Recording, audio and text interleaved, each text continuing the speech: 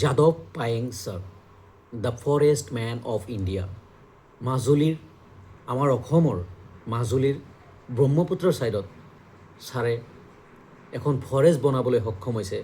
Different kinds of plants, thousands of plants ৰোপণ কৰিছে and এখন ডাঙৰ অভয়াৰণ্য, ডাঙৰ ফৰেষ্ট বনাবলৈ সক্ষম হৈছে। সেইকাৰণে ছাৰক the forest man of India বুলি কোৱা হৈছে বা আখ্যা দিয়া হৈছে। আৰু সেইকাৰণে ছাৰে বহুত এৱাৰ্ডছ পাবলৈ সক্ষম হৈছে। তাৰে ভিতৰত হ'ল একদম বহুত ভেলুৱেবল পদ্মশ্ৰী। কিন্তু এতিয়াৰ ঘটনাটো বেলেগ।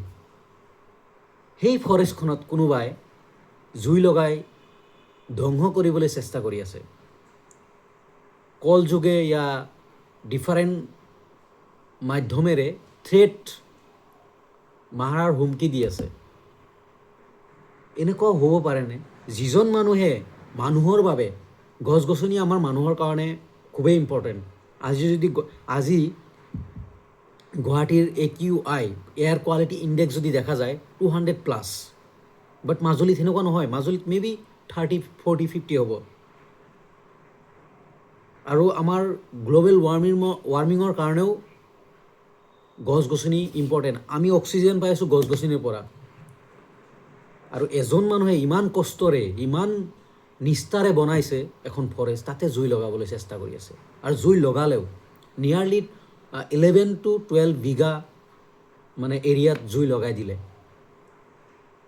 কেনেকুৱা মানুহ হ'ব পাৰে?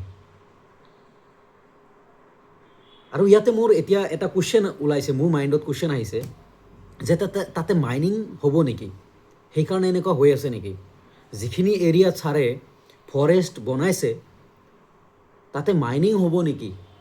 তাতে বেলেগ কিবা হ'ব নেকি? বা বেলেগ ৰিচৰ্ট হ'ব নেকি? কোনোবা মানে ডাঙৰ মানুহৰ হাত আছে নেকি? মোৰ এইবোৰ কুৱেশ্যন আহিছে। কাৰণ যেতিয়াই মই দেখোঁ, নিউজত পঢ়োঁ যে ইয়াতে কিবা হ'ল, তাৰে পিছতে তাতে কিবা ৰিচৰ্ট হয়, তাতে কিবা মাইনিং হয়, তাতে ডাঙৰ ডাঙৰ মানুহৰ কিবা নহয় কিবা মানে ইনফ্ৰাষ্ট্ৰাকচাৰ হয়, ফেক্টৰী হয়, ইণ্ডাষ্ট্ৰী হয়। চ' যেতিয়া জুই লাগিছে যোৱাকালি বা কালিৰ আগদিনা যিখিনি কাণ্ড হৈছে, তেতিয়াই মোৰ মাইণ্ডত আহিছে যে তাতে কিবা মাইনিং, ফেক্টৰী, ইণ্ডাষ্ট্ৰী বা লজ বা টুৰিজমৰ কাৰণে বেলেগ কিবা চিন্তাধাৰণা চলি আছে নেকি?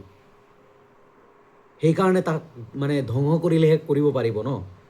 চ' এইখিনি মোৰ চিন্তাধাৰণা আহিছে দেই। মই কাকো ব্লেম কৰা নাই, বাট হ'ব পাৰে, মে বি। মই বহুত এনেকুৱা নিউজ দেখিছোঁ যে এইখিনি প্লেচত জুই লাগিল, নেক্সট 1 year ভিতৰতে তাতে ৰিচৰ্ট হৈ গ'ল। অ'কে, চ' এনেকুৱা হ'ব নালাগে।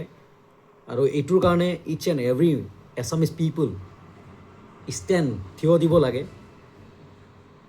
আৰু হোল অসম কিয় হোল ৱৰ্ল্ডত বিখ্যাত, ইণ্ডিয়াটো বাদে দিয়া, হোল ইণ্ডিয়াত বিখ্যাত যাদৱ পায়েং ছাৰ। বেলেগ কাউণ্ট্ৰিৰ পৰা মানুহে সেই ফৰেষ্টখন ভিজিট কৰিবলৈ আহে, চাবলৈ আহে।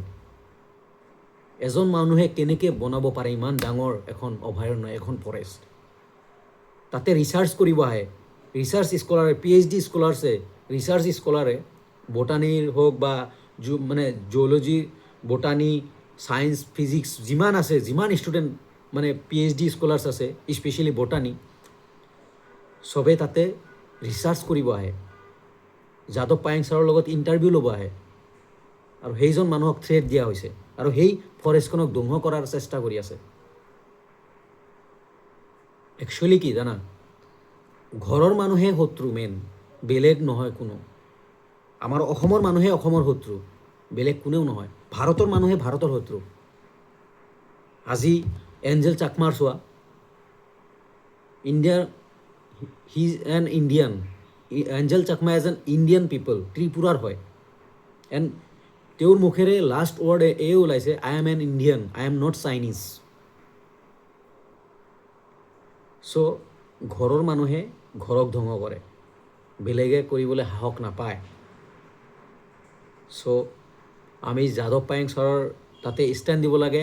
আৰু যিবোৰ ষ্টুডেণ্টে চাই আছা, মোৰ এটাই ৰিকুৱেষ্ট, মোৰ পৰা যদি কোনো হেল্প পাইছা scholarship regarding, scooty regarding, please গছ পুলি এটা ৰুবলৈ চেষ্টা কৰিবা, এইটো ৰিকুৱেষ্ট। মই আগতো বহুতবাৰ কৈছোঁ ইউটিউব লাইভত, মই এগেইন কৈছোঁ, গছ পুলি ৰোৱা।